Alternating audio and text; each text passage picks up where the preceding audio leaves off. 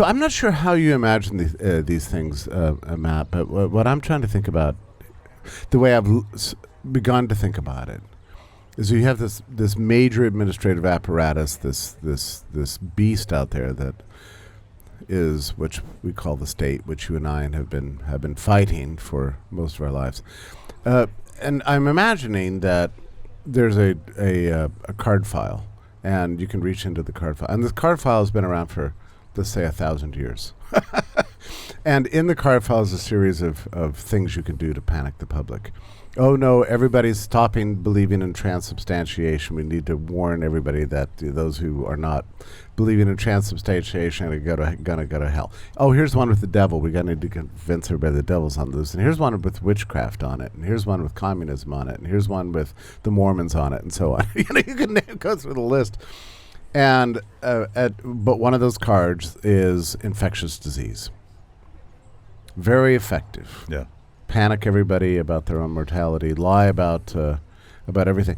But it's so puzzling, though, Matt, because there's so many pieces that came together. In fact, I knew some friends of mine in the UK that were against lockdowns in the early days, and they changed their minds.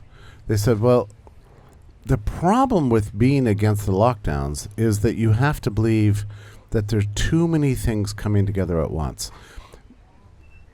Bad science, bad PCR tests, death misclassification in the hospital, a panic population suddenly kicking the bucket out of fear, ventilators delivered to all the hospitals designed to stop people from breathing outside so that they wouldn't spread COVID, and then they die. There's just too many. It's all too perfect. Your scenario is too perfect. It can't. Not all those pieces could possibly fit together in this grand scheme. And so these people decided that they were going to accept the conventional wisdom because they thought, you see what I mean, that they thought the contrary scenario was in a sense too perfect. Yeah.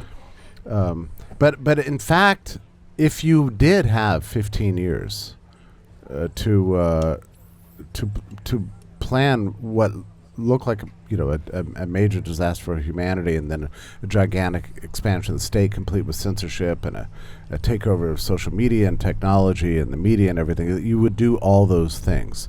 And if you had 15 years to do it, you would practice it, you would game it in advance, and of course, when you look back, it turns out that's exactly what they did.